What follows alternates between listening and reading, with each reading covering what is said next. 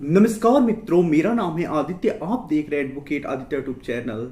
बहुत सारे मामलों में हम ऐसा देखते हैं कि जो पत्नी होती है बेवजह में बिना उचित कारण के ही पति के ऊपर जाके डीवी एक्ट के अंतर्गत साथ ही साथ 498 ए के अंतर्गत भी मुकदमा दर्ज करा देती है। यानी पति के ऊपर बेवजह में 2 मुकदमे दर्ज हो जाते हैं। पति बेगुनाह होते भी अपने आप को निर्दोष साबित करने में 4 साल से 5 साल मुकदमा लड़ता रह जाता है, तब जाके कहीं वो इन झंझटों से बाहर निकल पाता है। यानी एक बार झूठा फंसने के बाद 4 से 5 साल का समय जो होता है वो बर्बाद हो जाता है, पैसे बर्बाद हो जाते हैं, वो भी एक नहीं 2-2 मुकदमे लड़ने पड़ते हैं।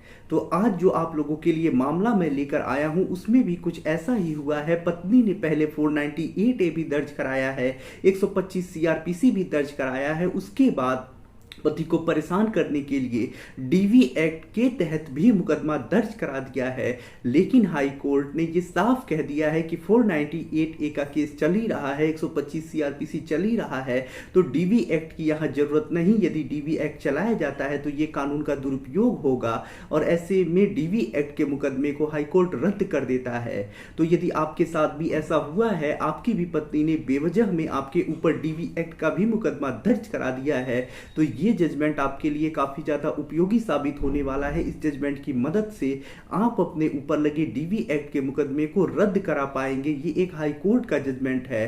तो आइए इस जजमेंट को डिटेल में समझते हैं। जजमेंट को समझने से पहले मैं आपसे 2 महत्वपूर्ण बातें बता देता हूं। मेरी एक किताब पब्लिश हुई है जिस किताब का नाम है legal guide for husband in matrimonial cases. अब देखिए, जैसा इस किताब का नाम ही है legal guide for husband in matrimonial cases, वैसा ही इस किताब का उद्देश्य भी है। ऐसे पति जो भारतीय दंड संहिता की धारा 498 ए का झूठा मुकदमा झेल रहे हैं, 125 सीआरपीसी का मुकदमा झेल रहे हैं, डीवी एक्ट का मुकदमा झेल रहे हैं, सेक्शन 9 लड़ रहे हैं, डाइवोर्स केस लड़ रहे हैं, उन्हें सपोर्ट करने के लिए, गाइड करने के लिए ये किताब मेरे द्वारा लिखी गई है। इस किताब में आपको प्रक्रिया समझने को मिल जाएगी, ड्राफ्टिंग समझने को मिल जाएंगी, जवाबदेही कैसे बनाते हैं वो समझने को मिल जाएंगी, कैसे आपको सावधानियां रखनी है, क्या क्या चीजें ध्यान रखनी है, क्या आपके लिए टिप्स है, कैसे अपना पक्ष मजबूत कर सकते हैं, किस प्रकार से मामले को क्वेश करा सकते हैं, खत्म करा सकते हैं, सारी चीजें आपको मिल जाएंगी। तो ये किताब ऐसे पति जो झूठा मुकदमा लड़ रहे हैं उनके लिए काफी ज्यादा उपयोगी साबित होने वाला है। यदि आप इस किताब को बाई करना चाहते हैं तो मेरा व्हाट्सएप नंबर स्क्रीन पे दिखाई दे रहा होगा, उस पर मैसेज करिएगा। किताब का जो मूल्य है वो 600 रुपए है, जिसमें 100 रुपए कोरियर चार्ज भी है। दूसरी जो महत्वपूर्ण बात है वो ये है कि मेरा एक ग्रुप स्टार्ट हुआ है। इस ग्रुप में जो ऐसे पति हैं जो भारतीय दंड संहिता की धारा 498 ए का मुकदमा झेल रहे हैं, अपने मुकदमे को रद्द कराना चाहते हैं, तो ऐसे में रद्द कराने के लिए माननीय उच्च न्यायालय, सर्वोच्च न्यायालय के जजमेंट्स की आवश्यकता पड़ती है। तो जजमेंट्स को प्रोवाइड कराने के लिए, टिप्स देने के लिए, शॉर्टकट तरीके बताने के लिए, अन्य बहुत सारी चीजें बताने के लिए ये ग्रुप मैंने बताया है। इस ग्रुप में यदि आप जुड़ते हैं तो आपको काफी ज्यादा फायदा मिल सकता है। तो ग्रुप में जुड़ने के बाद आपको काफी जजमेंट मिलेंगे पढ़ने को, जिससे कि आप अपना पक्ष मजबूत कर पाएंगे, मामले को रद्द करा पाएंगे। तो ग्रुप से जुड़ने का जो चार्ज है वो 500 रुपए है, जो एक बार आपको पे करना है, लाइफ में दोबारा कभी नहीं पे करना है। ग्रुप से जुड़ने के लिए मेरे व्हाट्सएप पे मैसेज करिएगा। तो आइए अब अपने महत्वपूर्ण जजमेंट को समझते हैं कि तो देखिए, ये जो जजमेंट आया है वो कर्नाटका हाई कोर्ट के द्वारा आया हुआ जजमेंट है। और ये जो जजमेंट है वो रवि कुमार वर्सेस श्रीमती पंकजा के केस में आया है। और देखिए, ये जो मामला है वो 482 सीआरपीसी के तहत डीवी एक्ट यानी protection of woman against domestic violence act का जो मुकदमा होता है उसे क्वैश यानी रद्द कराने से संबंधित है। अब देखिए, इस मामले में होता कुछ ऐसा है कि जो पत्नी होती है अपने पति और पति के घर वालों के ऊपर विभिन्न आरोप लगाती है, मारते हैं, पीटते हैं, परेशान करते हैं, दहेज मांगते हैं, चरित्रहीनता का आरोप लगाते हैं, इस प्रकार के बहुत सारे आरोप लगाती है। और इन आरोपों के आधार पे 498 ए के तहत थाने में एफआईआर दर्ज करा देती है। तो यहाँ एफआईआर दर्ज हो जाता है, चार्जशीट लग जाती है, एक मुकदमा ये चलने लगता है। उसके बाद जो पत्नी होती है 125 सीआरपीसी के अंतर्गत भरण पोषण के लिए एक मुकदमा दर्ज कराती है। जो मुकदमा कुछ दिन चलता है और उसमें कुल 7,000 रुपयों का भरण पोषण देने का आदेश हो जाता है। जब ये आदेश हो जाता है उसके बाद देखिए, जो पत्नी होती है वो 2.5 साल तक शांत रहती है, किसी प्रकार का कोई वसूली के लिए दावा नहीं करती है, पति भी भरण पोषण नहीं देता है, पत्नी भरण पोषण का जो आदेश हुआ है उसका मांग भी नहीं करती है, शांत हो जाती है।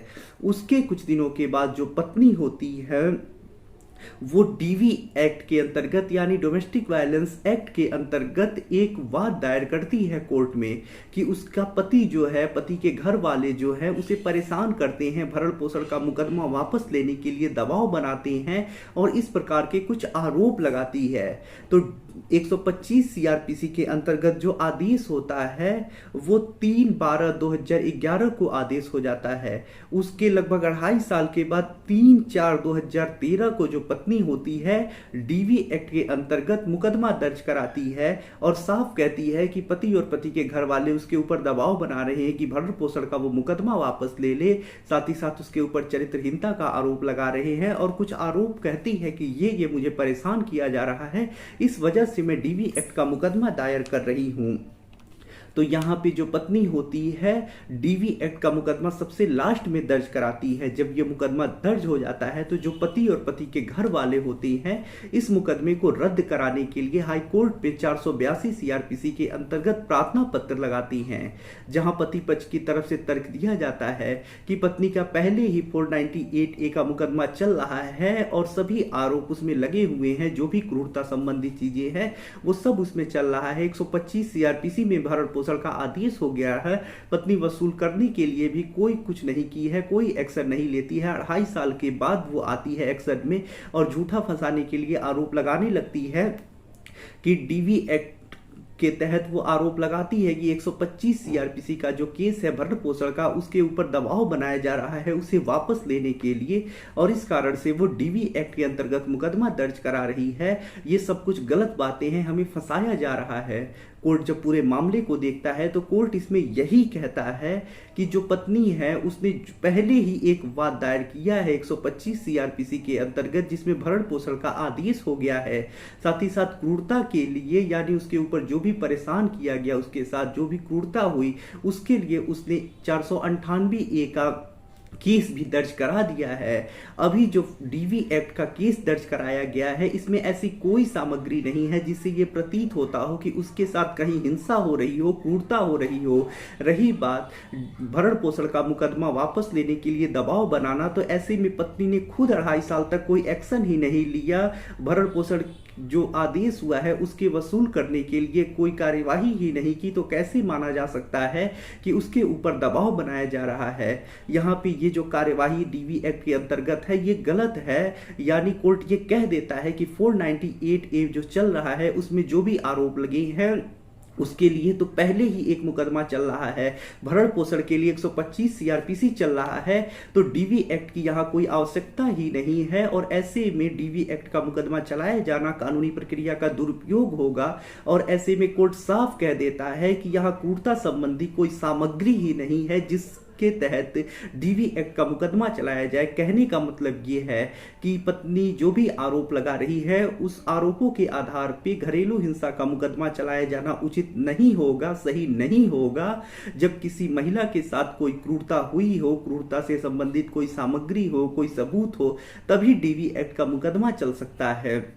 और यहाँ पे इन सब आधारों पे हाई कोर्ट पत्नी के द्वारा लगाए हुए डीवी एक्ट के मुकदमे को रद्द कर देता है, क्वैश कर देता है। तो यहाँ पे एक महत्वपूर्ण चीज निकल के आ रही है कि यदि पत्नी ने 498A का मुकदमा पहले ही दर्ज करा दिया है, 125 सीआरपीसी भी दर्ज करा दिया है, उसके बाद वो डीवी एक्ट दर्ज कराती है और सेम सारी बातें लिखवाती है और डीवी एक्ट में कोई विशेष आरोप नहीं है, कोई हिंसा संबंधित सामग्री नहीं है, तो ऐसे में आप चाहे तो डीवी एक्ट के मुकदमे को रद्द करा सकती हैं और एक मुकदमे से छुटकारा पा सकते हैं। यदि आप इस जजमेंट की कॉपी डाउनलोड करना चाहते हैं, पढ़ना चाहते हैं, अपने केस में लगाना चाहते हैं तो हमारे ग्रुप से जुड़ जाइएगा। आशा कर रहा हूँ वीडियो आपको पसंद आया होगा। यदि आप किसी कानूनी समस्या से परेशान हैं और ऐसे में आप मुझसे फोन पे बात करके अपनी कानूनी समस्या का समाधान प्राप्त करना चाहती हैं तो मेरा व्हाट्सएप नंबर स्क्रीन पे दिखाई दे रहा होगा, मैसेज करके अपॉइंटमेंट बुक करा के मुझसे कॉल पे बात कर सकती हैं। वीडियो पसंद आया हो तो वीडियो को लाइक करें, अपने दोस्तों के साथ शेयर करें और यदि आप चैनल पे नए हैं तो चैनल को सब्सक्राइब करके बेल आइकन को दबाएं। मिलते हैं नए वीडियो के साथ अगले दिन, तब तक के लिए जय हिंद, जय भारत।